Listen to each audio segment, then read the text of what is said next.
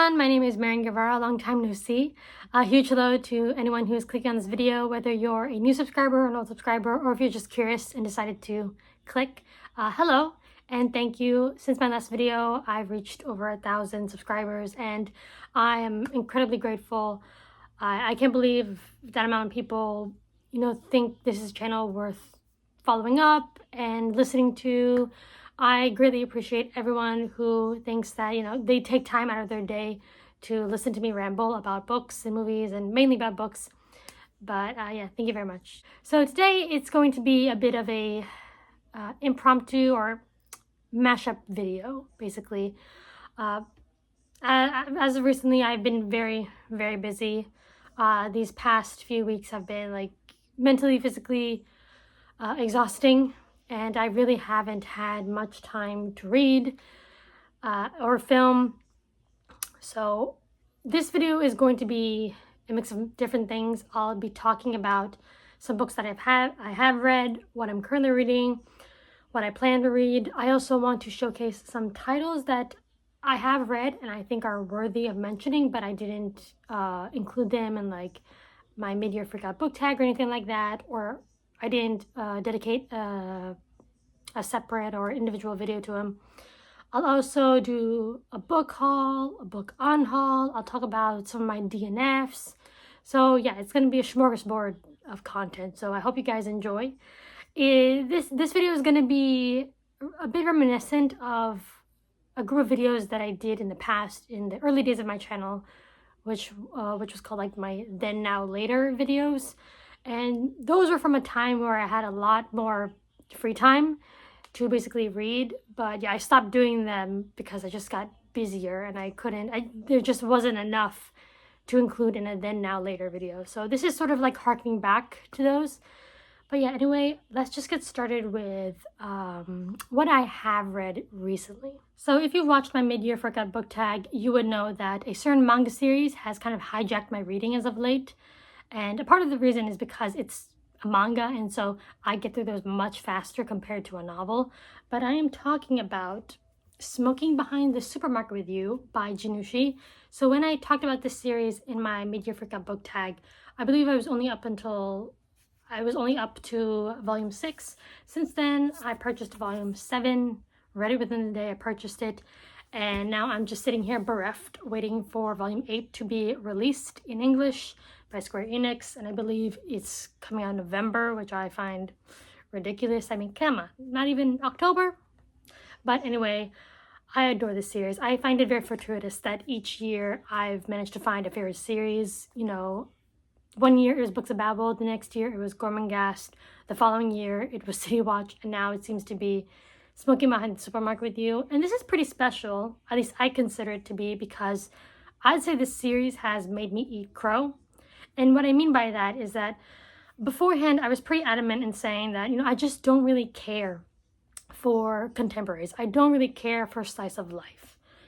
Stories that kind of just follow the day-to-day, everyday shenanigans of a person. That doesn't really appeal to me when you describe it out loud. Mainly because, I'm out there living life day-to-day, every day, and I kind of just don't want to read about it. However, Smoking on the Supermarket with You really surprised me, and it's amazing how it's really not high stakes. It's really not high stakes at all. But I'm really invested in it. And so I go in depth more about the premise and everything in that video in my mid-year freakout book tag, but I'll just give a summary of it.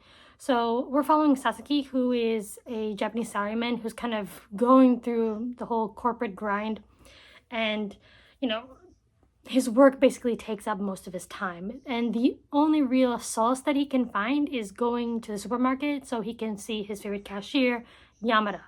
And her cheerful attitude, her hard work basically kind of uplifts his spirit. It's his pick-me-up, basically, seeing her.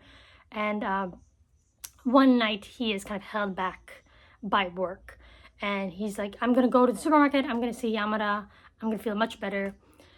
However, when he gets there, she's off the clock. And so he goes out back trying to look for a place to smoke, and he's called to by this woman named Tayama.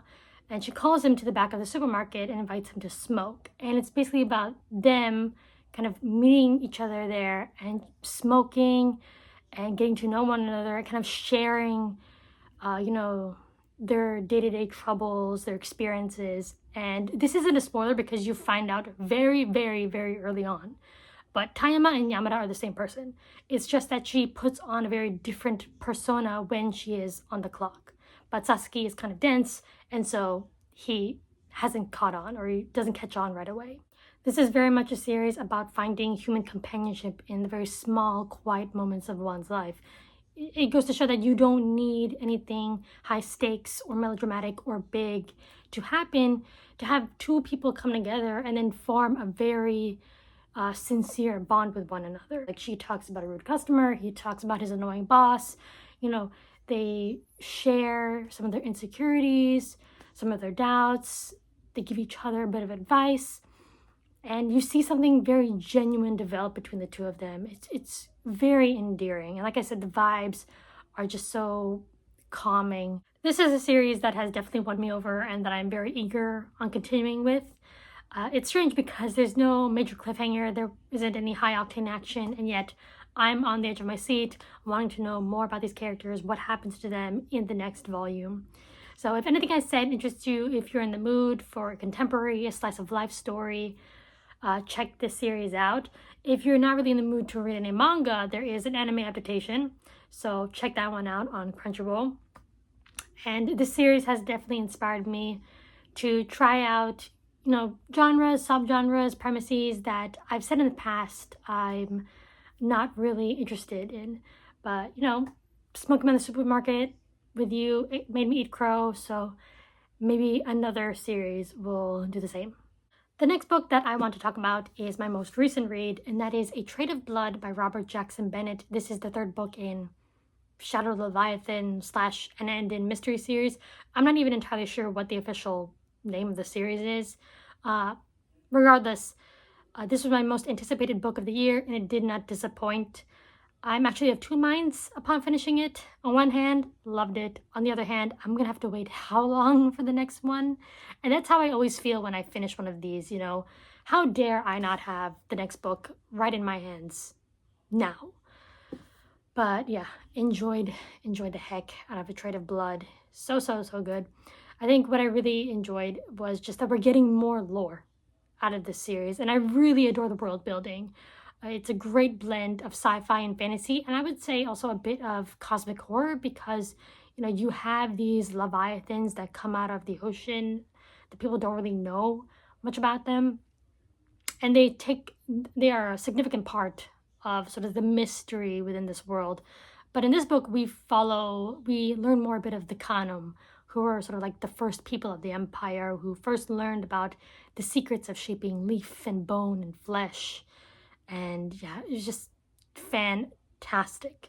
And like I said, I just want more. I think Bennett does a great job. I think what makes the series really great, in my opinion, is his balancing act. Not only combining, the sci-fi and fantasy and mystery in such a cohesive, natural way, but the way he's able to organically deliver the lore as you're following this very intriguing, and in my case, very addictive mystery. Honestly, I'm so tempted to just declare this series as like one of my favorite fantasy series. The only thing holding me back is the fact that I don't know how long this series is going to go on for. It could go on for 12 more books, and we're only on book 3. But you know what? I think I'm just going to call this one of my favorite fantasy series because every single time I finish a book, I feel like, where's my next hit? And I feel that's a very important qualifier for a favorite series of mine, because that's how I felt when reading the books of Babel, Gormenghast. Where is the next one? I need the next one, like, right now. So yeah, if you haven't checked out the series, Shadow Leviathan and End in Mystery series, please do so. Peak fantasy mystery series. So those were my recent reads, and now we move on to my current read, and that is Paladin of Souls by Lois McMaster Bujold. So if you watched my mid-year Furcat book tag, you would know that Curse of Chalon appeared there for, I believe, 2 prompts. I adored that book. It was a 5-star read for me. I should have gone into it sooner. but I don't know, I was kind of holding back. I shouldn't have, because like Tori and Anita loved it, so I should have known that I would at least enjoy it, and I really ended up enjoying that book. And I don't know if I mentioned it in that video, but what I really liked about it, one of the many reasons why I liked about it, is the fact that no chapter felt superfluous, like it should have been cut, and then each chapter felt to be the right, like the perfect length, basically. I don't know, I loved it. It felt easy to get through, Curse of Chalion. But anyway, Paladin with Souls is the follow-up to that book, in which we're following a character that was introduced to us in the Curse of Chalion. And I am greatly enjoying this. I actually started this a while back. I'm actually halfway through. I would read this on the metro to and from where I was going, but at some point I had to stop because in the past few weeks I just got so busy.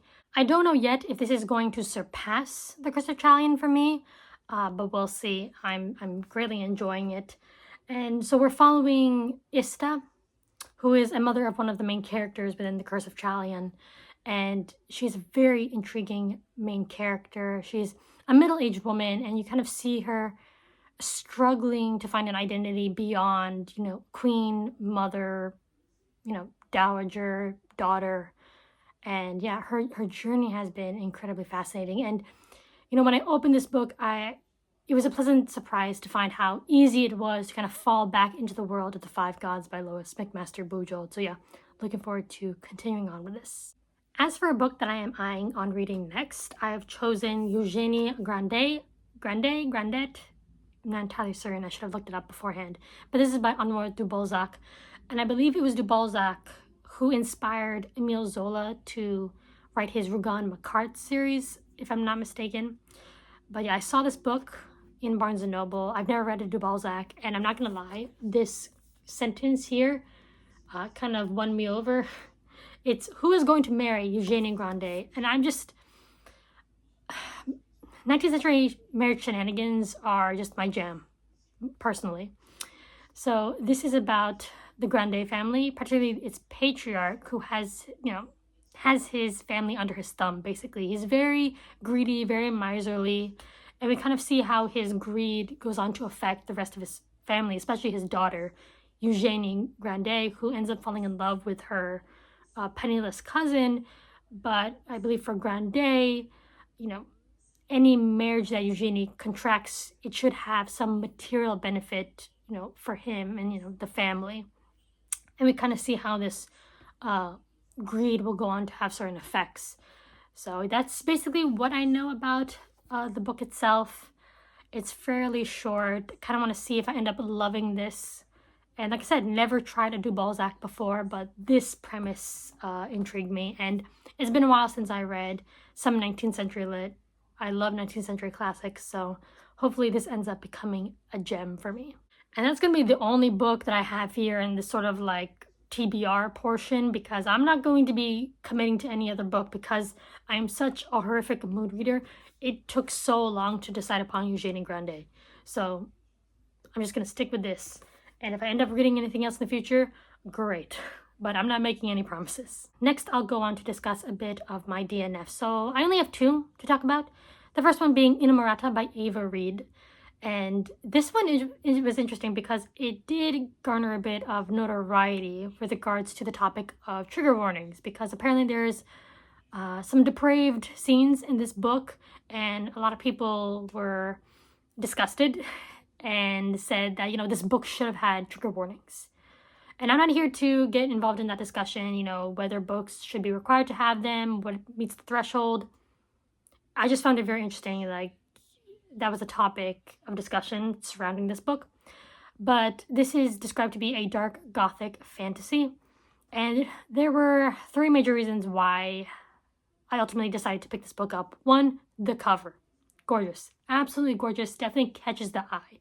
And this is why I really love art. I think that cover art is significant because, this one really pulled me in. It might not have been the sole reason why I picked it up, but it definitely caught my attention compared to maybe other surrounding books. Second, Jacqueline Carey blurbed it on the back. Jacqueline Carey penned Kushiel's Dart, along with Miranda and Caliban, and I enjoyed both of those. However, what really kind of sealed the deal was the fact that there were a lot of allusions, references to Gormenghast by Mervyn Peake, and I love Gormenghast by Mervyn Peake, so if you mention it, you automatically have my interest. But anyway, I read the book. At least I made it to 100 pages, around 100 pages, and then and there I decided, you know what? I'm not going to do it anymore. And the main reason as to why I decided to just stop it right there is because I just wasn't really invested in the main character. I didn't really care for her, and I wasn't rooting for her motivations or anything. I kind of just found her insipid and sullen. From what I remember, it's just a lot of her inner dialogue is like, oh, my cousin is so much more beautiful than me, but I'm not as pretty, and I had to learn to be cunning and smart and all of that. And then there was just this romance that was seeded in the beginning, and it's basically just her and him staring at one another. And I don't know, by 100 pages, I just was not invested. And I feel that 100 pages is fair. I feel like at 100 pages, you can convince me to, if not be rooting for the character, just be intrigued to see what happens, and that just didn't happen. I also feel like the world building was, I don't know, not as cooked as I would have liked it to be. Whenever Avery Reed's discussing the different houses or families, like, it's kind of hard to kind of differentiate between, or at least amongst them. Another notable aspect for me was the prose. I know there were some people who were complaining that it was too purple, and that's another entirely different discussion. But for me, it just felt inconsistent when I was reading it. Like, at times it felt more modern, and then at times it was trying not to be. And I even remembered, like, there was, I believe, a phrase or a word that the author kept on repeating, and it just, as I mentioned, it just distracted me. I'm at a point in my life where I'm not going to be dedicating time to, like, pushing through hundreds and hundreds of pages of a book that I am just not enjoying. My second DNF, I actually still have this copy, but I am trying to kind of let it go. It's Fresh Water for Flowers by Valérie Perron. This is a work of French literature. It is contemporary. And this is about a woman named Violet who is working as a caretaker in the cemetery in a small town. I think years ago, her husband left her, and she's basically been living alone. And one day, this man shows up into the cemetery. I believe his mother requested to have her ashes placed at the grave of this man that her son doesn't know about or never knew. And I believe they strike up like a friendship or a bond or a relationship of some sort. So I got also around 100 pages into it, and similar to Inamorata, I just lost motivation to continue on with the story. It's once again a quiet novel. We're following Violet's like everyday to-day life, but it's also interspersed with her past, how she met her husband and all that. And I can enjoy books like these for sure, but there's just something about this one where I just did not care to find out what happened next. So that's really the only explanation that I can honestly give. There wasn't anything in those first 100 pages that sustained my interest, that propelled me to continue on to find out more about Violet. I don't know, maybe it was going a bit too slow, or maybe, it was a bit too quiet. I'm not sure. But at the time, it just wasn't working out for me. So yeah, hoping to move this to a new home pretty soon. But yeah, I'm in the minority. I know a lot of people enjoyed this. So just wasn't right for me, and not right for me at this time. Since we're talking about DNFing, I think it's a good time to transition into the book Unhaul, because I am planning on DNFing this series and I'm unhauling these copies. And that is the first 3 books in LPQ by Daniel Abraham. Now, don't get me wrong. This doesn't mean that this is a horrible series. It's not. It's a good series, a great series. And I'm in the minority when it comes to LPQ. I mean, Tori from Tori Talks, Brian from BellTube, John from Talking Story, they all read this, loved it. So, as I mentioned, I'm in the minority. However, I just lost the motivation to continue on. And to be fair, I kind of broke my series rule with regards to these books, because normally when I'm starting a series, if by the end of book one I am not dying, I'm not, clawing at the walls to figure out what happens next, I'm not going to continue on. And I liked Shadow and Summer just fine. But because it's such a popular series within Alan's Discord, I decided, you know what? I'm going to move on to the next one, see how I like it. And to be fair, I did enjoy Betrayal in Winter much better than A Shadow in Summer. And I even got to the third book, An Autumn War. I got more than halfway through. However, I ended up putting it down with all the intentions to pick it back up. However, I ended up just reading other books, and more time passed. And whenever I looked at it on my TBR shelf and I thought to myself, maybe I should pick An Autumn War back up, my reaction was like, ugh. And if that's my reaction to continuing on with a series and a story, I feel like I think it's a sign that it's time to DNF. And so I did. My decision to unhaul the series isn't a reflection on the quality of the books. In fact, these are great. The world building, fantastic. I really like the political intrigue. The magic system is very unique. I haven't come across anything like it in other fantasies. And the character work as well. It's some of the most complex and rich characters that I've come across. It's just that while I can acknowledge all of that, I also acknowledge the fact that I have no emotional connection to the story or to any of these characters. I don't really think about this series. Like, once I close the page on the book, that's it. They kind of don't live on in my thoughts beyond that, unfortunately. So for me, I don't have a love for LPQ. I have more of a sterile appreciation for it.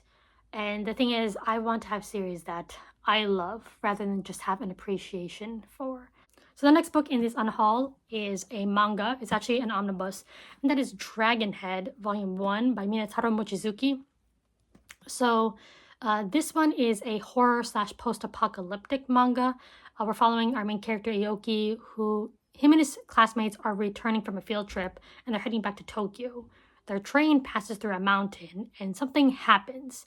Train gets derailed. The entrance and exit, the two passages leading in and out of the mountain, are caved in. And when Aoki wakes up, he discovers that he's the only one alive in his car. And he discovers that there's only other two survivors. So they're stuck, surrounded by the corpses of their classmates and teachers.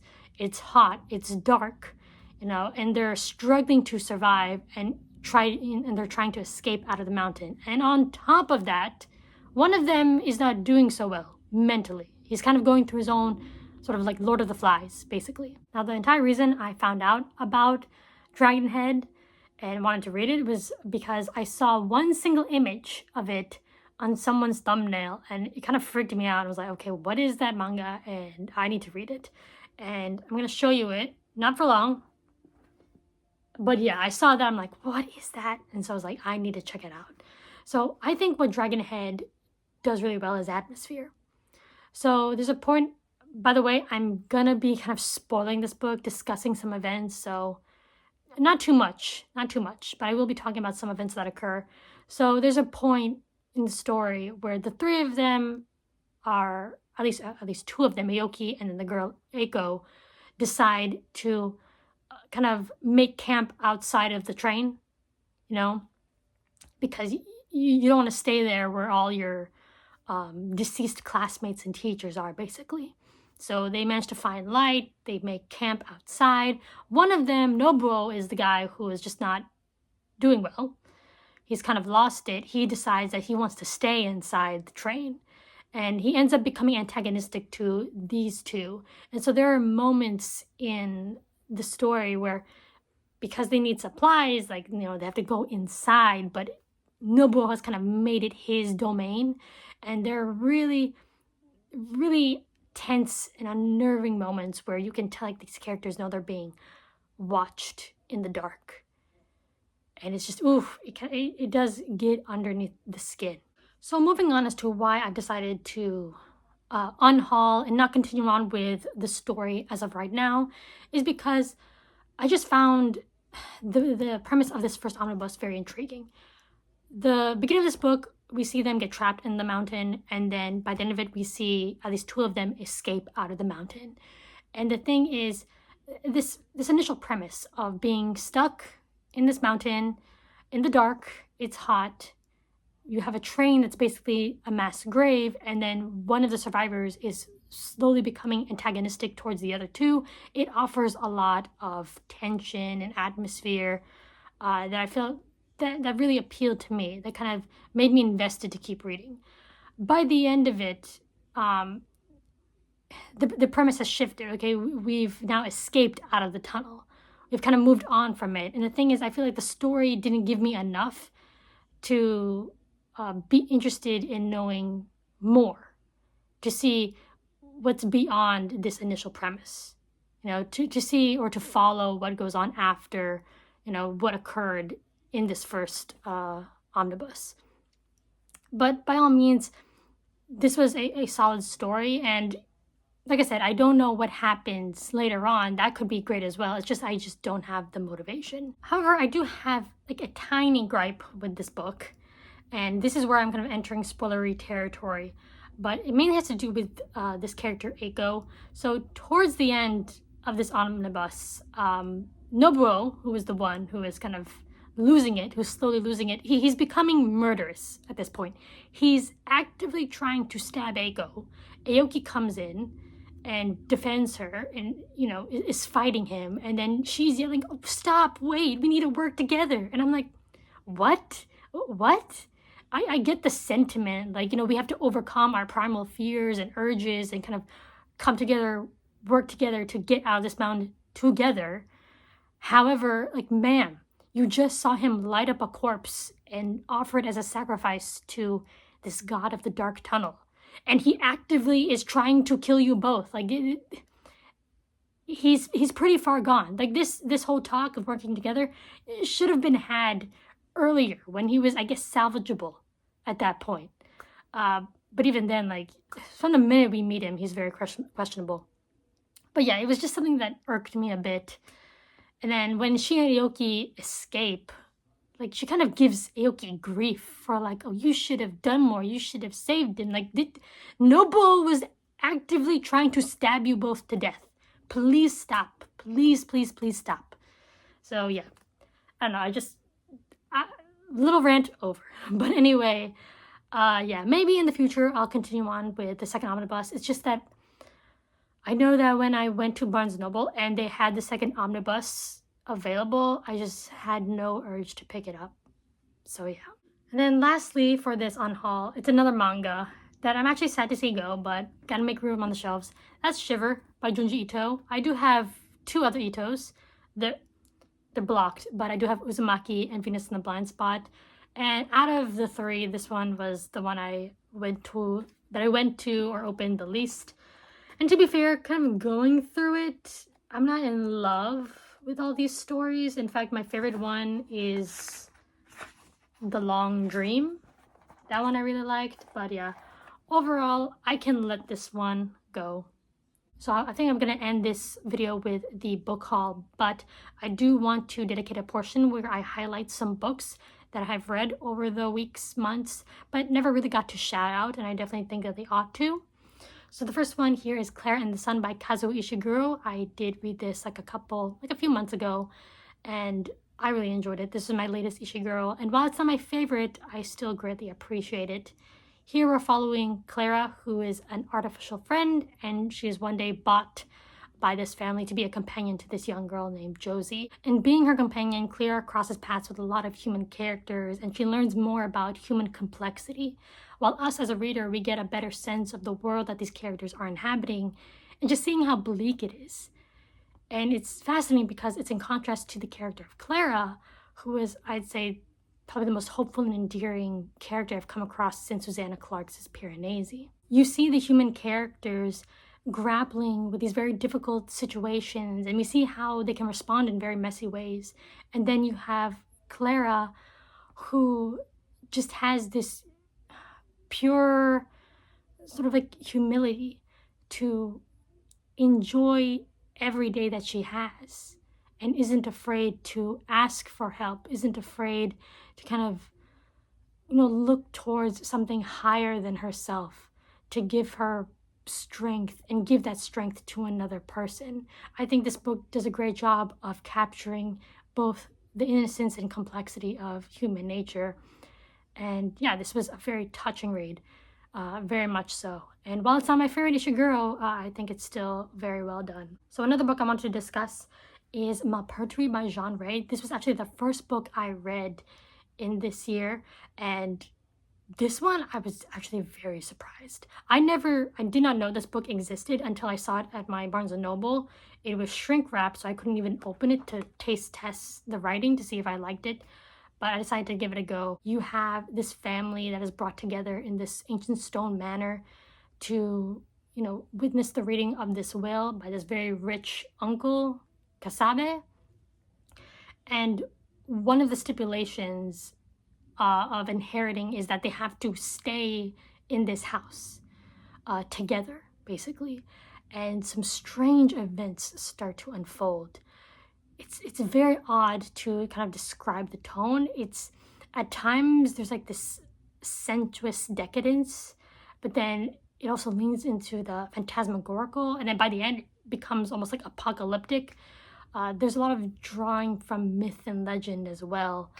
I'm very curious to hear what more people have to say about this book. If you are a fan of Gothic literature, I definitely would like to hear what you have to say about Malpurtry.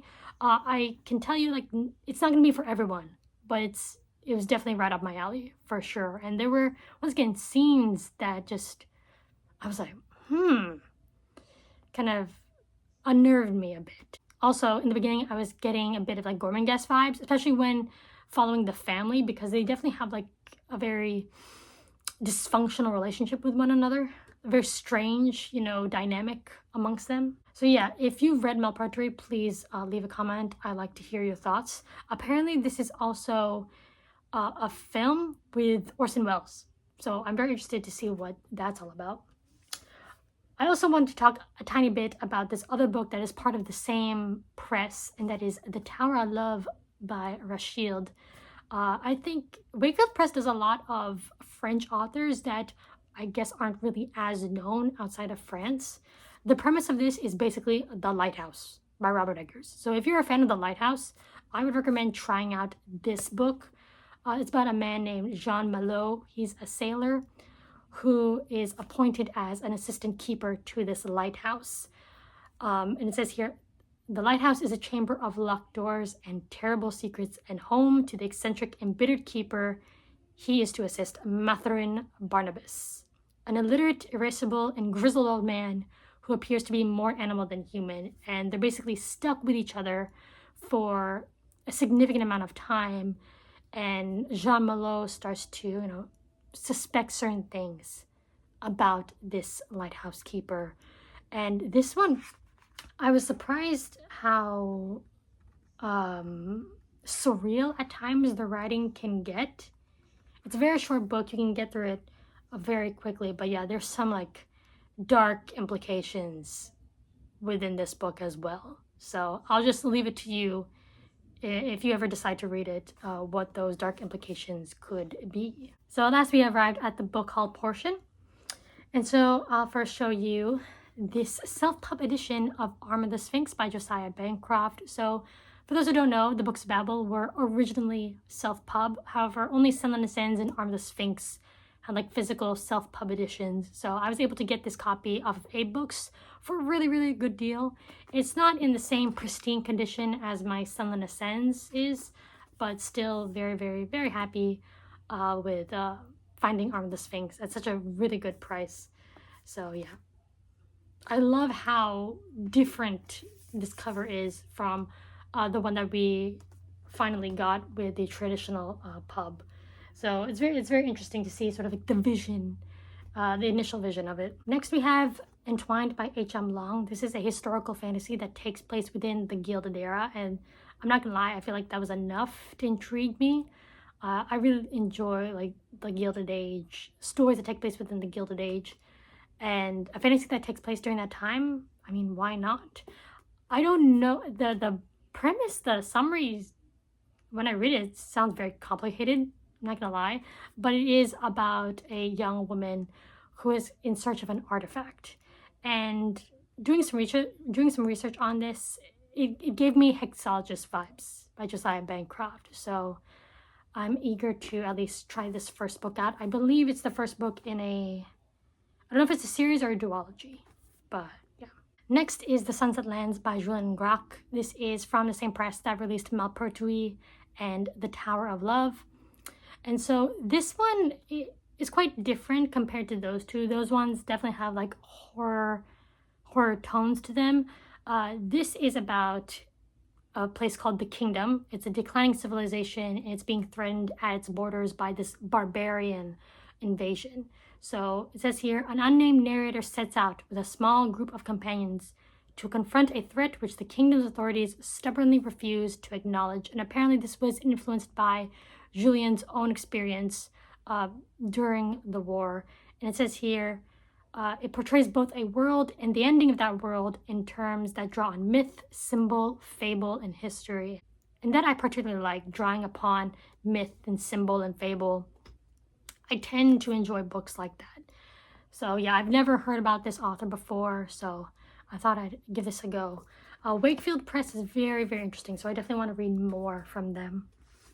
Next is My Brilliant Career by Miles Franklin. This is an Australian author, and this book came out in the very, very, very early 20th century, I believe 1901. I've never read an Australian classic before, so I thought, you know what, why don't I pick this one up? And to be fair, the cover intrigued me very much. It's semi-autobiographical, and we're following our main character named Sibylla, whose father kind of squanders the family wealth, and it's about her kind of going out on her own, like forging her own path. And yeah, there's not much beyond that I know of, but I'm very intrigued to read an Australian classic. I still plan on reading Picnic at Hanging Rock, but I know this one predates it, and I really do want to get a sense of a classic Australian voice. So yeah, and apparently it's a Netflix series, and I'm happy to report that this annoying sticker is removable. Yeah, it's not permanent, so you can actually remove it. So they're learning, guys, they're learning. Next is Vertebrae by Michelle Mari. I believe this is Italian lit. So you can see I'm delving more into like French, Australian, Italian. So this is about a 13-year-old boy named Michelino who's spending his days, it's 1969, and he's spending his days at his grandparents' estate in, I believe, Nasca, Italy. And he's just, occupying his time with, horror, adventure, mystery. However, he's very much intrigued by the groundskeeper named Felice, who I believe has either like a dark, mysterious past that is linked to World War II. And I believe it's about Michelino kind of learning more about Felice and uncovering this man's secrets. I heard that it reads quite fast. The story itself reads quite fast, but it also hits heavy as well, because it includes here it's a quest that leads them into an enthralling hell of long buried secrets, legendary partisans, murdered Nazis, thefts, lies, doppelgangers, insatiable slugs, and the unquiet death. So sounds very intriguing. Next, we have a book I got off of Instagram, because I do like going through the stock of Instagram booksellers, see what they have. And I saw the author, I was very intrigued, because I didn't know they wrote this book, and that is Gone to Earth by Mary Webb. So if you've watched any of my bookshelf tours, you would know that Mary Webb wrote Precious Bane, which I really enjoyed. And this actually predates Precious Bane. This one was written in 1917, Precious Bane in 1924, if I'm not mistaken. And the premise is very reminiscent of a Thomas Hardy novel. So we're following Hazel Woodis, who is the daughter of a beekeeper and a Welsh gypsy, who is very much a free spirit, and she's kind of drawn to two men.